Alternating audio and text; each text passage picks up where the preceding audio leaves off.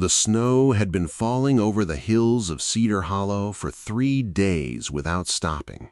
It came down soft and endless, burying the fence posts, the mailbox, and the narrow dirt road that wound its way up to the last farmhouse on the ridge.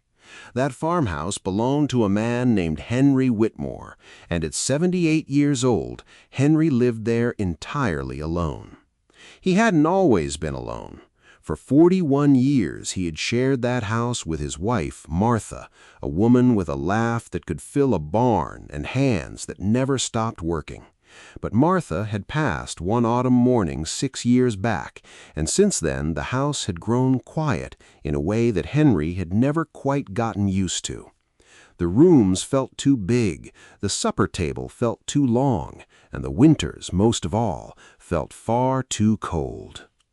Henry's farm was small, and it was failing. The good years were behind him. Most of his fields lay fallow now, and the few animals he kept were more company than livelihood. The folks down in town had a name for him, though they only ever said it behind his back. They called him the foolish old man on the ridge, and the reason they called him that was because of something Henry did every single night, something he had done without fail for 30 years. Every evening, no matter the weather, no matter how little he had in his own pantry, Henry cooked an extra plate of food, and every evening he carried that plate out to his front porch, set it down on an old wooden stool beside the door, and left it there in the dark. It had started 30 winters ago. Back then, Henry had noticed that food was going missing from his porch, a loaf of bread here, some dried meat there. At first, he figured it was a raccoon or maybe a stray dog come down from the woods. So, one night, curious, he set out a full plate on purpose, a warm supper, and in the morning the plate was empty, wiped clean. Now, a lot of men would have set a trap after that, but Henry wasn't that kind of man. Instead, the next night, he made another plate, and the night after that, and he never once stayed up to see who was taking it, because somehow, deep in his gut, he understood that whoever it was did not want to be seen. So Henry gave them what they needed most, food, and the dignity of taking it in the dark. Weeks turned into months. Then one cold morning, Henry found something on the stool where the empty plate usually sat. It was a small scrap of paper, and on it, in shaky handwriting, were 2 words, "Thank you." Henry stood on that porch a long while, holding that little note in his cold hands, and something in his chest went warm that hadn't been warm in a long time. The notes came now and then after that, never a name, never a face, just small words of thanks, and then the gifts started. One spring, Henry woke to find his broken fence had been mended in the night, the posts set straight and true. Another time, a whole cord of firewood appeared, stacked neat against his barn. Once he found a little wooden bird carved by hand, sitting on the stool where the plate had been. Henry kept that bird on his windowsill for the rest of his days. The people in town never understood it. "You're feeding a ghost, Henry," they'd laugh. "You're throwing away good food on a man too proud to knock on your door." And maybe they were right, but Henry didn't stop. Even as the farm brought in less and less, even as his own meals grew smaller, that extra plate went out on the porch every single night. Because Henry believed something simple, something his Martha had taught him long ago.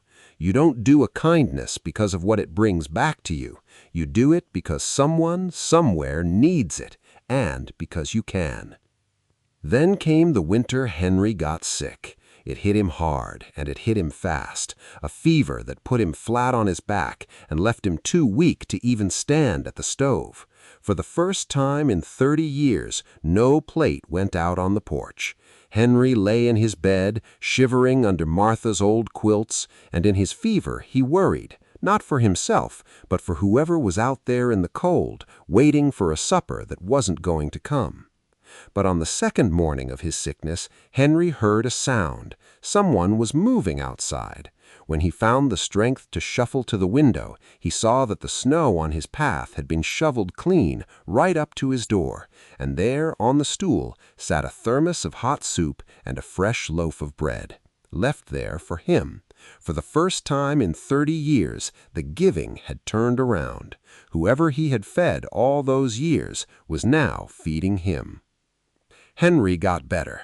Spring came, then summer, then the cold crept back in, and on a bitter morning in late December, 30 years to the season since it all began, Henry heard something that did not belong on his quiet ridge. Engines. Not the rattle of a farm truck, but the low, smooth hum of expensive machines.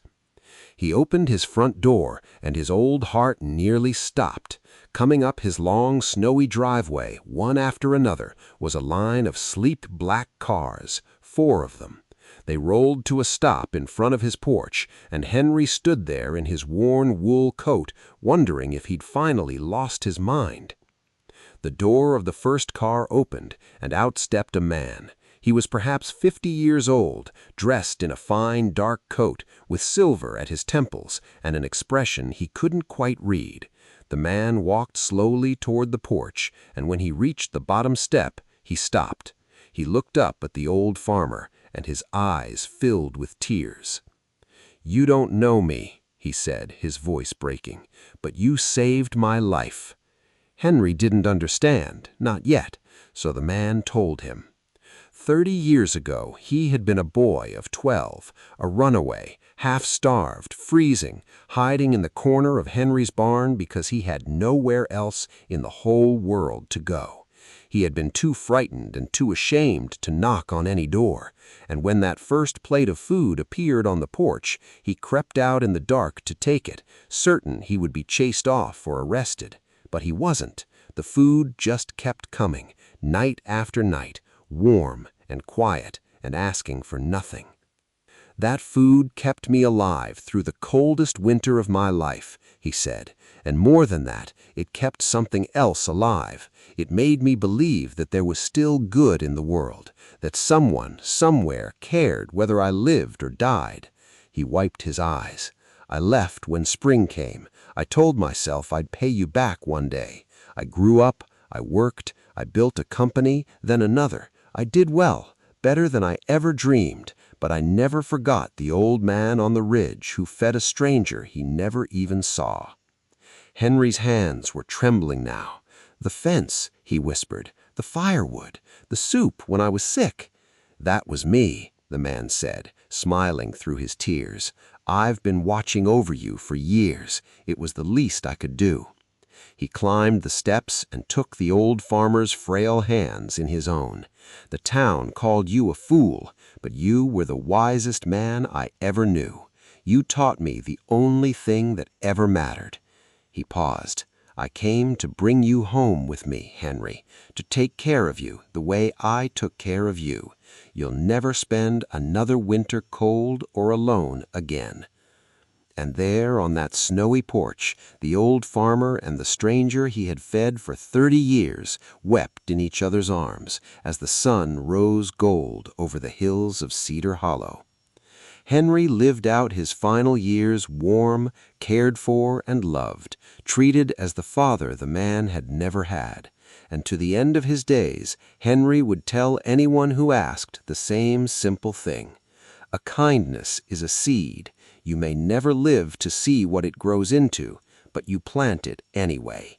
You plant it anyway.